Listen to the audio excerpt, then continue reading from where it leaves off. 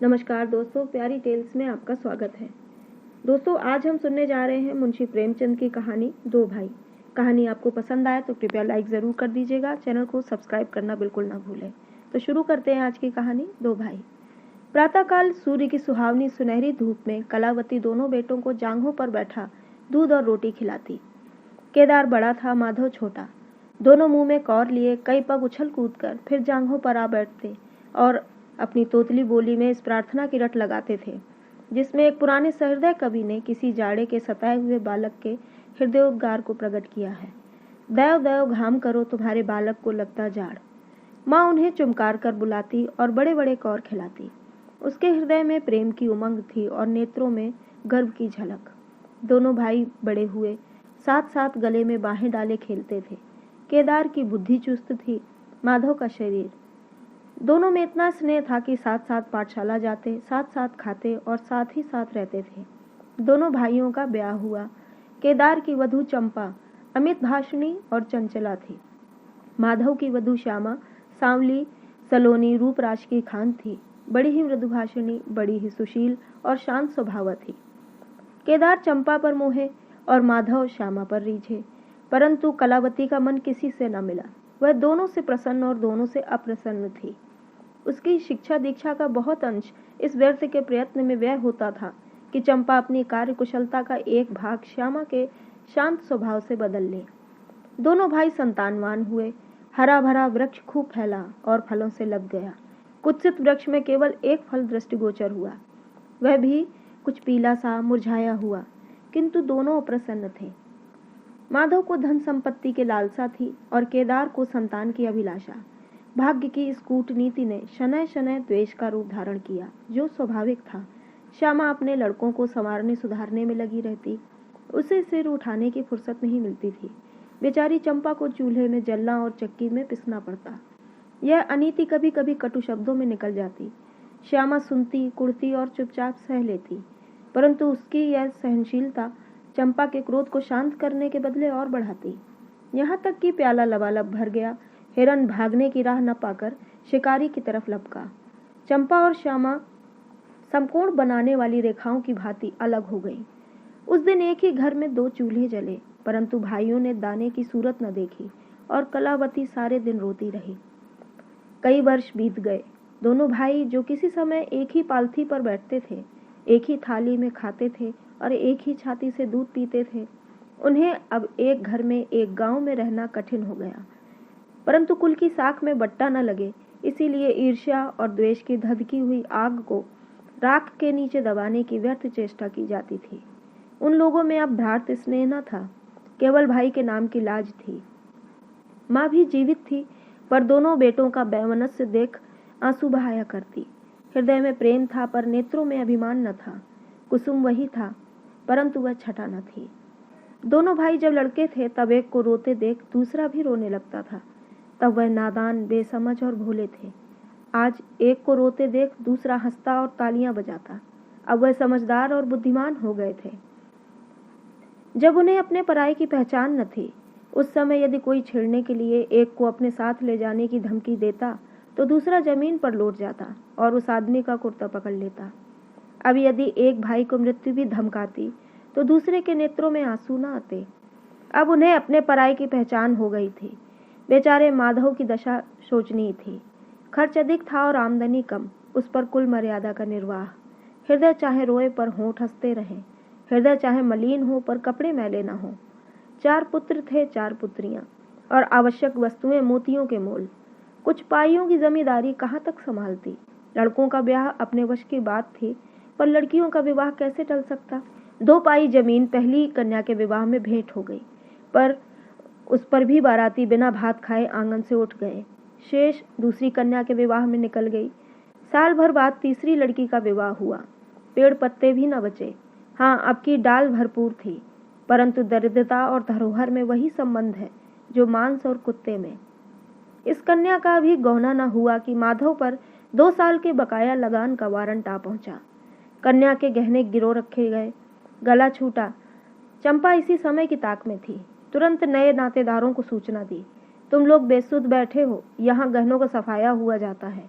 दूसरे दिन एक नाई और 2 ब्राह्मण माधव के दरवाजे पर आकर बैठ गए। बेचारे के गले में फांसी पड़ गई। रुपए कहाँ से आवे, न जमीन, न जायदाद, न बाग, न बगीचा। रहा विश्वास, वह कभी का उठ चुका था। अब यदि कोई संपत्ति थी तो केवल वही 2 कोठरियां जिनमें उसने अपनी सारी आयु बिताई थी, और उनका कोई ग्राहक न था।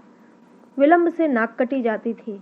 विवश होकर केदार के पास आया और आंखों में आंसू भरे बोला, भैया, इस समय मैं बड़े संकट में हूँ, मेरी सहायता करो। केदार ने उत्तर दिया, मधु, आजकल मैं भी तंग हो रहा हूँ, तुमसे सच कहता हूँ।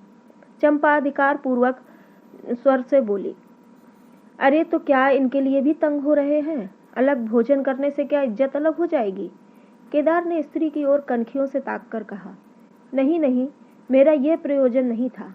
हाथ तंग है तो क्या, कोई न कोई प्रबंध किया ही जाएगा। चंपा से माधव ने पूछा, 5-20 से कुछ ऊपर ही पर गहने रखे थे ना? माधव ने उत्तर दिया, हाँ, ब्याज सहित कोई 125 रुपए होते हैं। केदार रामायण पढ़ रहे थे, फिर पढ़ने में लग गए। चंपा ने तत्व की बातचीत शुरू की। रुपया बहुत है, हमारे पास होता तो कोई बात न थी, परंतु हमें भी दूसरे से दिलाना पड़ेगा, और महाजन बिना कुछ लिखाए पढ़ाए रुपया देते नहीं। माधव ने सोचा, यदि मेरे पास कुछ लिखाने पढ़ाने को होता तो क्या और महाजन मर गए थे? तुम्हारे दरवाजे आता क्यों? बोला, लिखने पढ़ने को मेरे पास है ही क्या? जो कुछ जगह जायदाद है वह यही घर है।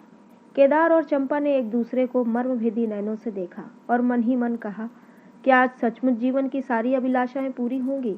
परंतु हृदय की यह उमंग मुंह तक आते आते गंभीर रूप धारण कर गई। चंपा बड़ी गंभीरता से बोली, घर पर तो कोई महाजन कदाचित ही रुपया दे, शहर हो तो कुछ किराया ही आवे, पर गवई में तो कोई सेंत में रहने वाला भी नहीं, फिर साझे की चीज ठहरी।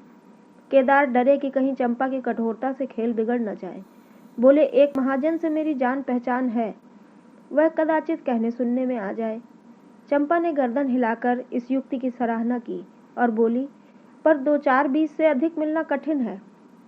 केदार ने जान पर खेल कर कहा, अरे बहुत दबाने पर 4-20 हो जाएंगे और क्या।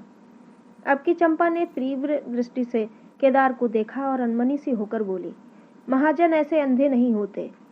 माधव अपने भाई भावज के इस गुप्त रहस्य को कुछ कुछ समझता था। वह चकित था कि इन्हें इतनी बुद्धि कहाँ से मिल गई। बोला, और रुपए कहाँ से आवेंगे? चंपा चिढ़कर बोली, और रुपयों के लिए और फिक्र करो, 125 रुपए इन 2 कोठरियों के इस जन्म कोई न देगा। 4-20 चाहो तो एक महाजन से दिला दूं, लिखा पढ़ी कर लो। माधव इन रहस्यमयी बातों से सशंक हो गया। उसे भय हुआ कि यह लोग मेरे साथ कोई गहरी चाल चल रहे हैं। दृढ़ता के साथ अकड़कर बोला, अरे कौन सी फिक्र करूं? गहने होते तो कहता लाओ रख दूं, यहाँ तो कच्चा सूत भी नहीं है। जब बदनाम हुए तो क्या 10 के लिए, क्या 50 के लिए, दोनों एक ही बात है।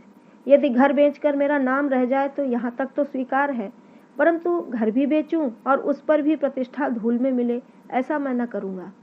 केवल नाम का ध्यान है, नहीं एक बार नहीं कर जाऊं तो मेरा कोई क्या करेगा। और सच पूछो तो मुझे अपने नाम की कोई चिंता नहीं है। मुझे कौन जानता है, संसार तो भैया को हंसेगा। केदार का मुंह सूख गया। चंपा भी चकरा गई। वह बड़ी चतुर वाक्य निपुण रमणी थी। उसे माधव जैसे गंवार से ऐसी दृढ़ता की आशा न थी। उसकी ओर आदर से देखकर बोली, लालू, कभी तुम भी लड़कों की सी बातें करते हो। भला इस झोपड़ी पर कौन 100 रुपए निकाल कर देगा? तुम 125 के बदले 100 ही दिलाओ, मैं आज ही अपना हिस्सा बेचती हूँ। उतना ही मेरा भी तो है। घर पर तो तुमको वही 4-20 मिलेंगे। हाँ, और रुपयों का प्रबंध हम आप कर देंगे। इज्जत हमारी तुम्हारी एक ही है, वह न जाने पाएगी। वह रुपया अलग खाते में चढ़ा दिया जाएगा। माधव की इच्छाएं पूरी हुई। उसने मैदान मार लिया। सोचने लगा, मुझे तो रुपयों से काम है, चाहे 1 नहीं 10 खाते में चढ़ा लो। रहा मकान, वह जीते जी नहीं छोड़ने का। प्रसन्न होकर चला। उसके जाने के बाद केदार और चंपा ने कपट भेष त्याग दिया और बड़ी देर तक एक दूसरे को इस कड़े सौदे का दोषी सिद्ध करने की चेष्टा करते रहे। अंत में मन को इस तरह संतोष दिया कि भोजन बहुत मधुर नहीं, किंतु भर कठौत तो है। घर, हाँ, देखेंगे कि श्यामा रानी इस घर में कैसे राज करती है। केदार के दरवाजे पर 2 बैल खड़े हैं। इनमें कितनी संग शक्ति, कितनी मित्रता और कितना प्रेम है। दोनों एक ही जुए में चलते हैं। बस इनमें इतना ही नाता है। किंतु अभी कुछ दिन हुए जब इनमें एक चंपा के मैके मंगनी गया था तो दूसरे ने 3 दिन नांद में मुंह नहीं डाला। परंतु शोक, एक गोद के खेले भाई, एक छाती से दूध पीने वाले आज इतने बेगाने हो रहे हैं कि एक घर में रहना भी नहीं चाहते। प्रातः काल था। केदार के द्वार पर गांव के मुखिया और नंबरदार विराजमान थे। मुंशी दाता दयाल अभिमान से चारपाई पर बैठे रेहन का मसविदा तैयार करने में लगे थे। बार बार कलम बनाते और बार बार खत रखते, पर खत की शान न सुधरती थी। केदार का मुखार बिंद विकसित था और चंपा फूली नहीं समाती थी। माधव कुम्हलाया और मिलान था। मुखिया ने कहा, भाई ऐसा हित न भाई शत्रु। केदार ने छोटे भाई की लाज रख ली। नंबरदार ने अनुमोदन किया, भाई हो तो ऐसा हो।